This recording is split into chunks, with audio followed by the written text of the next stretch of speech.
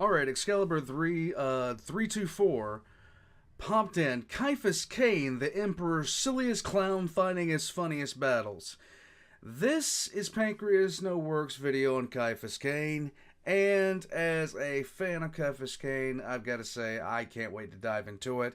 Caiaphas Kane is one of those characters who literally... he is not a coward nearly as much as he claims to be. He is nowhere near that.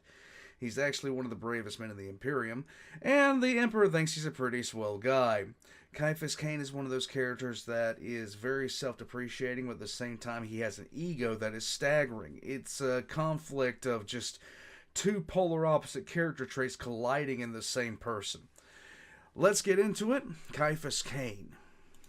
Warhammer 40k, as you all know, is full of people that love nothing more than to make sure their way of thinking is dominant in the galaxy, and will throw themselves into the fray over and over and over again to ensure this comes to pass. The Black Templars, Craftral Bealtan, pretty much all of Chaos, these are the ones that come first to me in my mind, but they're hardly the only maniacal, murderous nutjobs obsessed with fighting everything until it's all dead. No. And of course, even if by the standards of this setting some people in it are a bit more level-headed, there's not really many people that'll choose to back down from a fight. And then we have Caiaphas Kane. Yes. Commissar Caiaphas Kane, hero of the Imperium, one of the best and most intelligent warriors it has at its disposal, and a massive, massive coward. Fighting to ensure mankind's dominance is about the last thing on his mind at any given moment. I am no doubt sure that you know this. He's one of the more popular characters in the 40k setting by virtue of just how different he is from anything else in it. Yes. Where most characters will either rapidly throw themselves into a fight or throw themselves into a fight but complain about how grim and dark it is the whole time, Caiaphas Kane is going to run for the hills the moment he sees he has a chance to do so. Yes. And I can't blame him in the slightest for it. So to begin the new year, a fun video for everyone. Instead Yay. of finding some hidden bit of lore or analyzing the pros and cons of an army, Look how smug he is. Look how unrelentingly smug he is. I'm going to talk about the protagonist of my second favorite series of books right behind Godric and Felix. Get ready to learn about how you can be a massive coward, a selfish jerk, and the greatest hero possible all at the same time. Yes. And before I begin to ramble on, you should note that this video is sponsored by Raid Shadow Legends. Raid Millions of people Shadow around the world Legends. already play it, and please, allow me to explain why you should join the ranks. To show you some of Raid's massive supply of heroes and champions to recruit, let's take a look at one of their most recent additions of the game, the Sylvan Watchers. Nature, as you no doubt... So, if you guys you guys don't know about Raid Shadow Legends, you're under a rock. If you want to play Raid Shadow Legends, link's going to be in the description below. No is natural, and therefore let is this go. everywhere by default. Where some people choose to go through all the work of building grand cities, monuments, and more to solidify their holdings, the Sylvan Watchers said, nah, that sounds like a lot of work, and chose to live in big trees instead. Of course, this is still Gotta a do what you fantasy gotta do. setting, so the jungle of Mistwood they live in isn't exactly a place where non-Sylvans can just waltz into all willy-nilly. No, what's most likely to happen is that you're either going to be devoured by the mythical beasts within, or the Silvers are going to turn you into fertilizer for their jungle homes. Lovely. I have to admit, they're at least environmentally friendly with their murder. And they do have a city for outsiders known as Neressa, so if you just can't help yourself, there's a place for you in Sylvan society. Lovely. And they've got damn fine champions in their ranks. As usual, I will judge them based entirely off of aesthetic preferences, because the drip or drown, and brother, I'm floating. I quite like Pathfinder Kate, because she reminds me of Vermintide. I'm also a big fan of Duaden the Runic, because I like big monsters that smash things real goodly, and he... Is this thing a he? Whatever it is, it certainly qualifies. Of course, there's more to talk about with Raid this month. There's still time for you to get in on the 12 Days of Raid Christmas event. Going on Yay. until January 10th. Once you download the game, you can go to 12daysofraid.plarium.com and paste your in-game player code there. Link is, of course, in the description. Once you do, you can go on some very fun festive adventures, including a new minigame to unlock all sorts of goodies, which includes holiday-themed champions and even up to $1,000 in Amazon gift cards. Now that's a spicy reward. It's available to all Not new bad. players, and by clicking on the link, already existing players can also get a festive little gift by using a special holiday promo code you can find after clicking the link. And once There you again, go. Ronda Rousey, the actual real-life fighter, is still available to unlock for Really? all players, just by logging in 7 times between now and February 20th. And if you use the promo code RAID... I can never take Ronda Rousey seriously after, like, she talked that much trash and got kicked in. She literally went... If you guys don't know, so Ronda Rousey, was a really big trash talker, like impressive trash talker. And when she was defending her belt and she went into a fight, and she went on a late night talk show, and I can't remember which one, and she went on there and literally detailed how her opponent the next day was going to beat her, and that's exactly what happened. And I couldn't get over that. I was like, oh my God. And the bad thing about it was she was an amazing fighter, but at the same time, after she got knocked out, some people, like, and this is not just for fighters, this goes like universally. Some people, if they get some sort of like head trauma, are prone to get them more and more. And it's really recommended, like, a lot of fighters, if you like, best example I can give of this, oh my God, I'm gonna beat myself up for not being able to remember this guy's name. He was legitimately one of the scariest fighters in UFC until he got knocked out the first time, and then he got knocked out again, and then got knocked out again. And that kind of happens with fighters, and it happened to Ronda, and that kind of sucks. But it is what it is.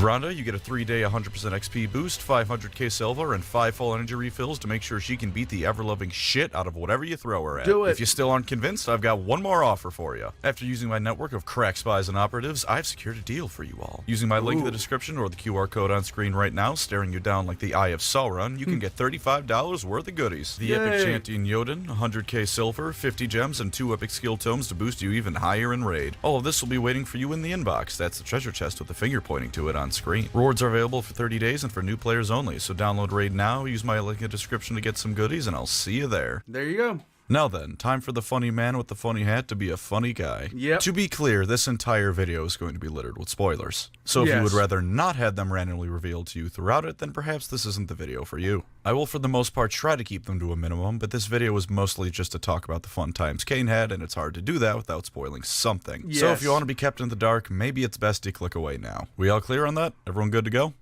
Splendid. Caiaphas Kane started his life out on a hive world. I can't tell you which hive world because no one knows and he never brought it up himself. Yep. And if the Inquisition can't find out where he's from, I'm not going to bother trying to do it myself. Beyond that, something you'll come to find out is that he's perhaps the ultimate unreliable narrator, and a pretty good hunk of what he says is no doubt complete and utter crap. That being said, at least according to himself, his parents were killed on line of duty serving in the Imperial Guard, and thus he was shunted off to the commissariat to learn how to be one of those gun-toting, team-killing monuments of human compassion. Apparently, the guy in charge of teaching Kane didn't quite manage to get it into his head that commissars are supposed to be assholes. Because by all accounts, Kane is a decent person, if for no other reason than Very much self-interest. Having made it through his training with resoundingly mediocre scores in everything but sports and combat training, which as an aside, why the hell are commissars learning how to play rugby as part of their training, he began his career attached to the Valhallan 12th Field Artillery Regiment. The entire reason he chose to do this is because as an artillery regiment, they were the people least likely to have to actually fight anything. Right. To paraphrase the man himself, all you really need to do is sit back and lob shells at someone several miles away. Of course, the second thing you need to know about Kane is that he is perhaps the unluckiest man in the entire 40k galaxy. Yes, surpassed he is. maybe only by the Lamenter Space Marine chapter. When deployed to face the Tyranids in his first major engagement, Kane saw that things were getting just a little bit dicey and casually decided that it was now or never. So he commandeered a vehicle to commit just a slight bit of desertion. Unfortunately for Kane, which is a phrase that applies very frequently to his life, he ran into an unnoticed flanking swarm of Tyranids and immediately turned the hell back around. He radioed in for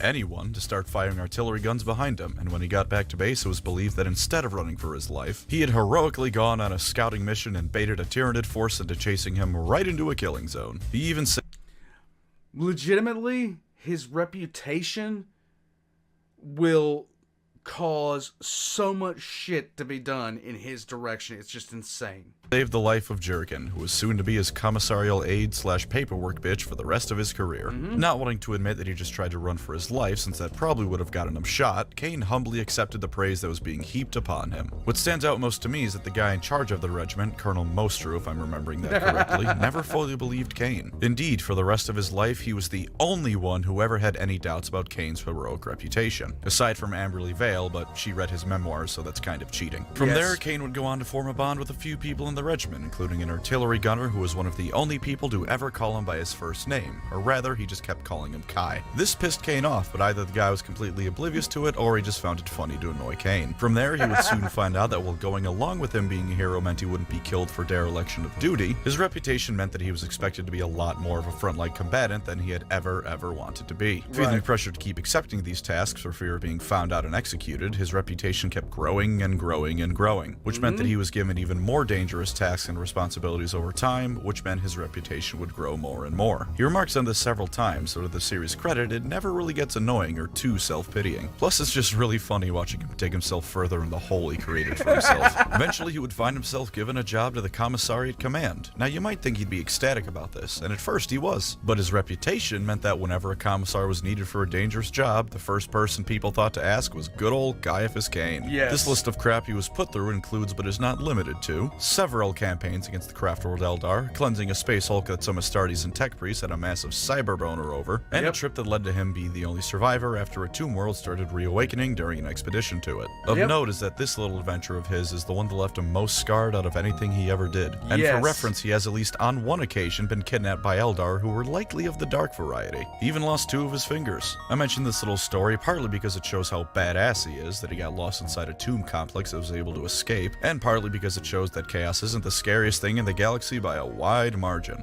Because if there was anyone familiar with being afraid, it was Cain, so he undoubtedly knew who was truly scary. To those of you who disagree with my assessment, please lick my taint. After this sort of thing happened enough times, he begged to be given back to a regiment to work with, because apparently serving with active combatants is less dangerous in this setting than filing paperwork. Though to be fair, Jurgen is the one who did most of the paperwork. He was given command of the combined remains of the Valhalla and 301st and 296th regiments, and they fucking hated each other. The only reason they were combined was because Tyranids had eaten the rest of the lot and reinforcements wouldn't be sufficient enough to bring him back to full strength. One was all female, the other was all male. His first job as the regimental commissar was to figure out how to make them get along in time to prevent them from all killing each other, because at least a few of them had decided to do just that. To do this, he his literal first few days of command this happened. Disciplined those who were the worst offenders, though not in the traditional way of bolt gun to the face. Things like the treen duty for the next year or something like that. After this, he renamed the regiment the Valhalla and 597th, an absolutely ingenious move he came up with by adding their numbers together. It fostered unity between the two once separate groups while honoring the fact they were once 2 different regiments. He kept himself in their good graces further by coming up with a tradition among the regiment of actually rewarding good behavior and things beyond suicidal bayonet charges, as well as improving morale by way of speeches, camaraderie, and other feel-good methods instead of blowing someone's head off because it suggested things were anything less than 100% perfect. Funnily enough for Kane, he brought the 2 regiments together so well that he went from having to discipline people for things like murdering their fellow soldiers to disciplining the troops for things like lovers' quarrels and getting each other pregnant in an active war zone. Going forward, he would spend the most of his career with this newly formed regiment, actually forming a close relationship with the 2 leading officers of it.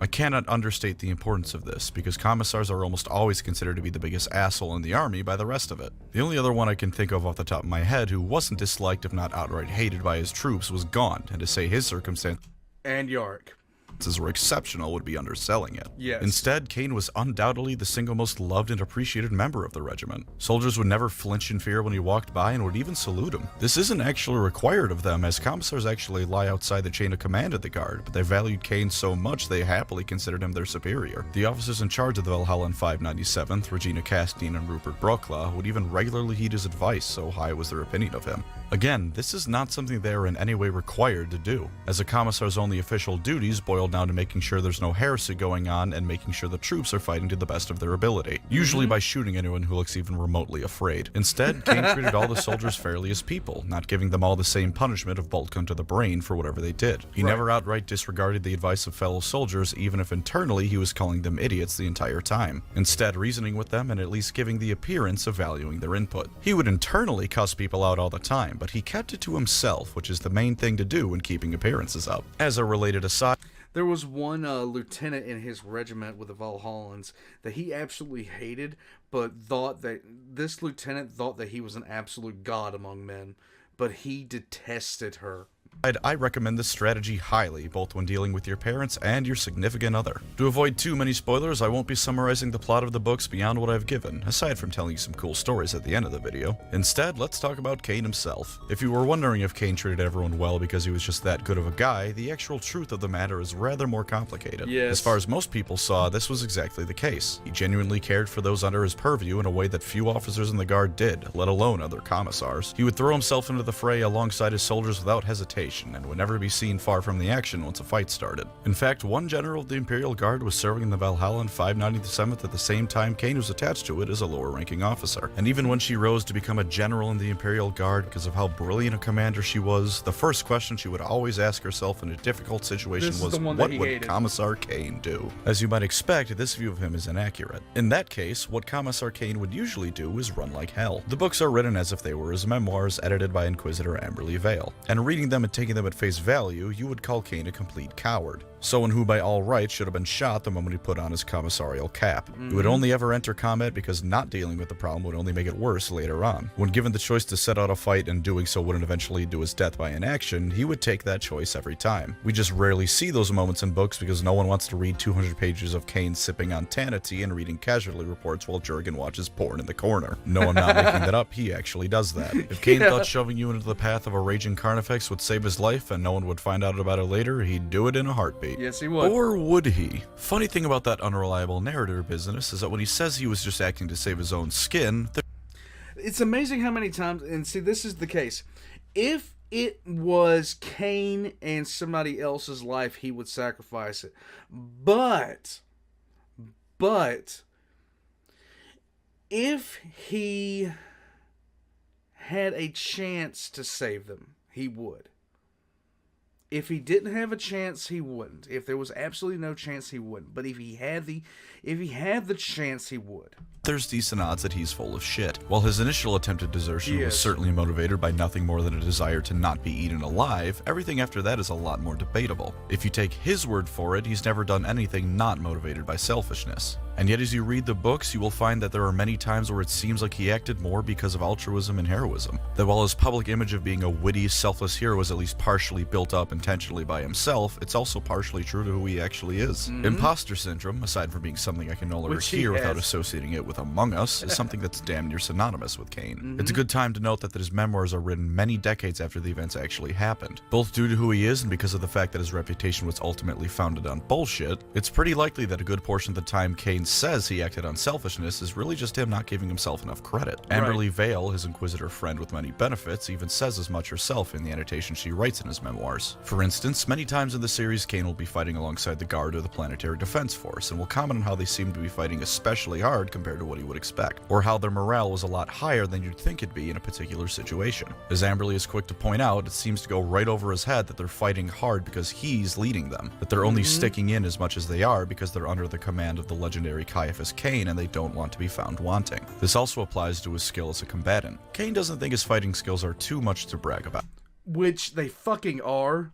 Meanwhile, he's fought every single enemy the galaxy could possibly throw at him and come out on top. He's fought in melee combat with Hive Tyrants, Orc War Bosses, and Chaos Space Marines. In his words, he was barely hanging on by the skin of his teeth and only won because of a lucky break or outside intervention. Even if he's completely right, take your average Commissar and throw him against a Hive Tyrant. Actually, no. Take your average Space Marine and have him face a Hive Tyrant. He's gonna be turned into Citadel brand Mephiston red paint. And yet Cain fought two and came out alive both times. Sure, the two Chaos Space Marines he fought were either wounded by heavy fighting or Cain was just parrying until Jurgen can fry them with his Melta, but these were both Cornate Chaos Space Marines. Yes. And I can assure you, with hatred in my heart, Cornate Space Marines are very good in melee combat, and Cain's fought them twice and came out on top. If you only listen to what he says, he's an asshole who just keeps getting lucky. If you take into account everything that happens, he's one of the most competent people in the galaxy with a raging case of imposter syndrome, though admittedly he is still a self-centered coward. And of course, there's that old saying about courage being the ability to keep going even when there's more shit in your pants than there is fabric. I might be misquoting that. To talk about some other characters briefly, there's three I would like to touch bases on. First off, his trusty aide gunner Ferric Jurgen. Jurgen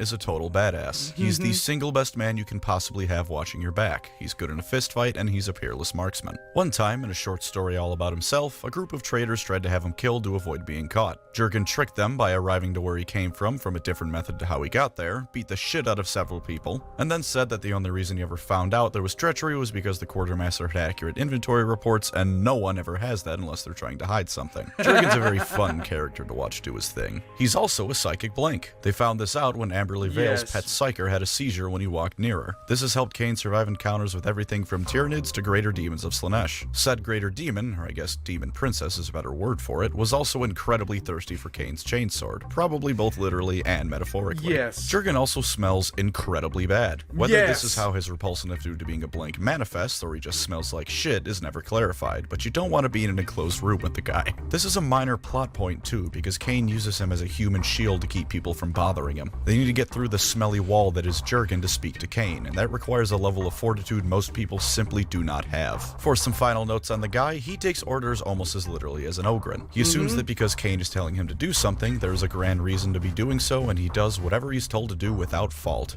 He does most of Kane's paperwork as well, and carries his luggage, which he has no problems with. He's even been shown to be annoyed when he isn't allowed to do so, because in his eyes, he's Kane's assistant, and thus the only one truly qualified to do so. He not only fully buys into Kane's legend, but is never shown fear, because he just assumes whatever is happening is a part of Kane's master plan. Even with my defense of Kane earlier having been said, Jurgen could not be any more wrong, because most of what Kane does is by the seat of his pants. But it's nice to know someone has his back, and indeed, even after having served alongside the Mechanicus, the Guard's finest, and the Space Marines, he has said that there's no one he'd rather have watching his back than Gunner Jurgen. On one final note, never get in a car with him, or be on the road at the same time. Oh God, as no. him. To his credit, he's never once crashed anything he's driven, even something like an orc buggy. Unless crashing was the plan, of course. He also makes everyone riding with him nauseous and considers things like cafes, cemeteries, and imperial governor palaces to be minor obstacles to be plowed through to get to where he needs to be. And I don't think he understands the concept of a speed limit. No, the he next doesn't. character is, of course, Inquisitor Amberly Vale. Of the Ordo Xenos branch, she's very good at dealing with aliens and all that jazz. She's actually really friendly for an Inquisitor. Bit of a smartass, but she doesn't just waltz into places and scream heresy before murdering everyone, so she's got...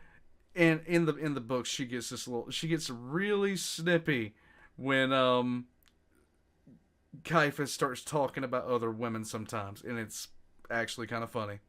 that going for her. She's got a whole gaggle of interesting people in her entourage, and she's recruited Kane to unofficially be a part of it. Both because he's Caiaphas Kane and a very capable man, and because Jurgen is a blank, and that's a very handy thing for an Inquisitor to have in her back pocket. Her pet psyker I mentioned also apparently has the biggest tits in the galaxy. Normally, I'd like to think I wouldn't bring something like that up, but Kane will not stop mentioning it whenever she's around. Usually how it goes is Kane mentions he's afraid of the psyker because she is a bit of a loon, and then he stares at her tits. To get back to Amberly, her presence is in a good amount of the books as a character, but every novel except the short stories are edited by her, so you're never going long without her input. Honestly, the series wouldn't be the same without her. Her orders are oftentimes what gets Kane into his misadventures, and Kane certainly wouldn't want her gone because even with all the danger she puts him in, she's a good friend to him, and that's always nice. By good friend, I of course mean they fuck like rabbits whenever they have the chance. Yeah. She has ended his memoirs early because what they most likely ended with was Kane talking about Amberly showing him her inquisitorial rosette, if you catch my drift. Yeah. It is canonical that Caiaphas Kane fucks. She's also constantly giving us additional information about Kane's adventures where he leaves gaps in the narrative, because Kane doesn't really give a shit about the larger picture if No, it he isn't doesn't. directly affecting him.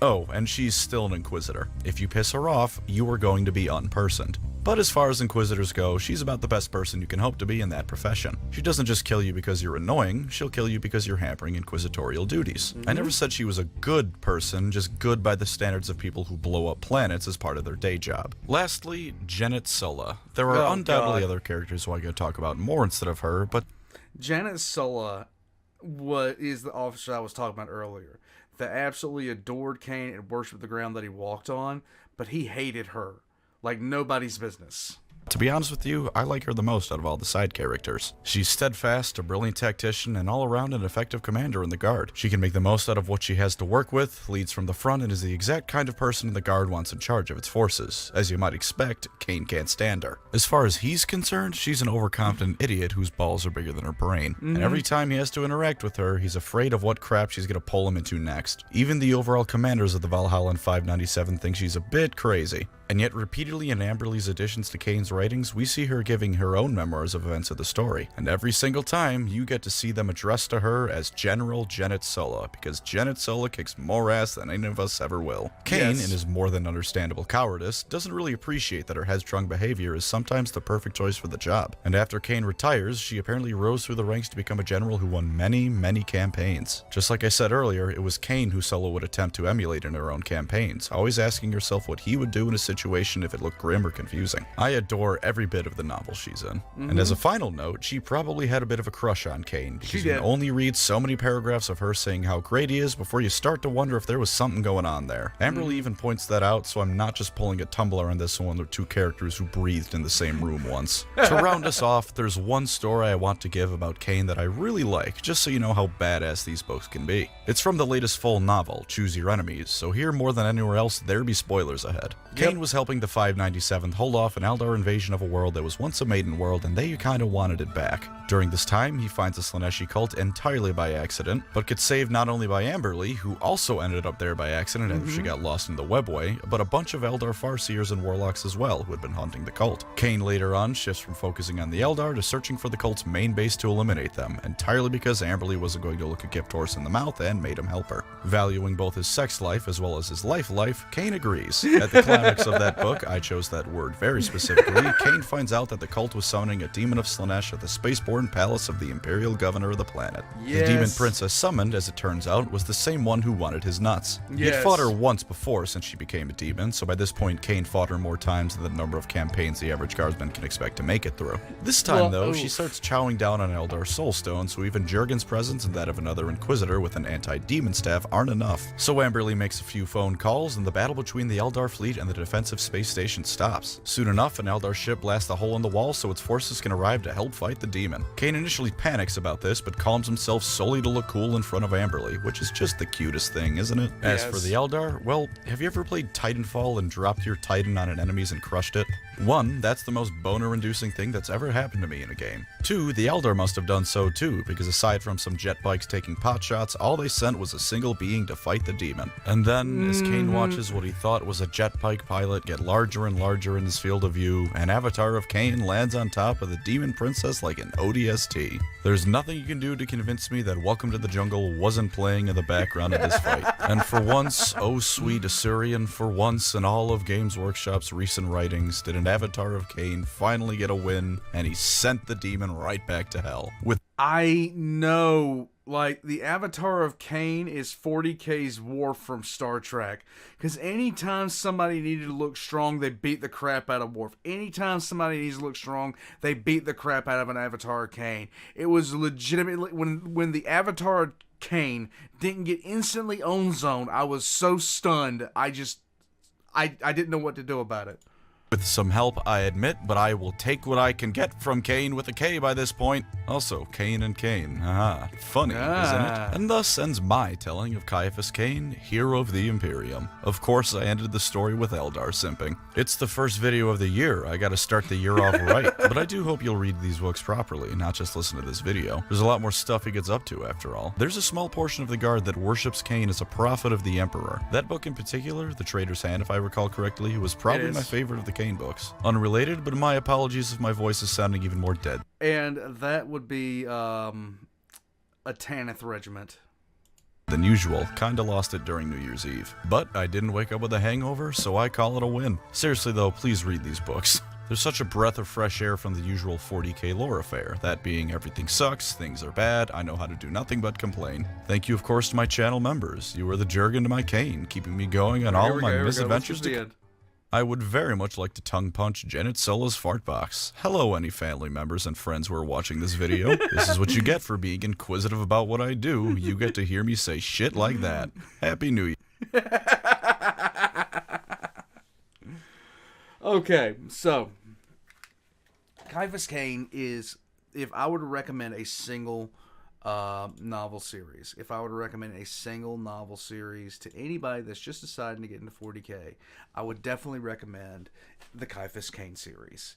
Because the Caiaphas Kane series, it introduces you to a lot of the concepts, but at the same time, in a funny way, and you don't have to know pretty much anything about 40K before you pick up the Caiaphas Kane novels.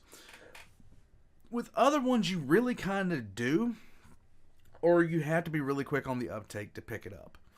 If you pick up Hell's Reach on first draw, you're going to be thrown into concepts like the War of Armageddon. You're going to be thrown into the supply chain, logistics. You're going to be thrown into Gene Seed. You're going to be thrown into, like, the whole shebang, hive cities, all of it. With Caiaphas Kane, you're introduced gently and lovingly into the warm embrace of 40K's nightmarish existence. And it's funny. Easy enough said. The books are easy reading. They're funny, and you got great characters, great stories, and everything about them is memorable. I've always recommended them. For people that are more into serious reading, Gaunt's Ghosts. Definitely. That is 100%. And if you're a complete crackhead like I am, the Horus Heresy series. Start with Horus writing, read everything except Furious Abyss, all the way up to the Siege of Terra. If you miss anything, you suck. Aside from all that, all of Pancreas No Work's links go to be in the description down below, right next to my own. And just leave a like and comment on the video, guys. Help me out with the algorithm some. Past all that, guys, it's January the 8th. We're doing good. Well, actually, it's going to be January the 9th when I post this. Ain't that something? I'm an idiot. You guys know this. Jump on by on Discord, say hey to me, and I will catch you guys next time. Bye-bye.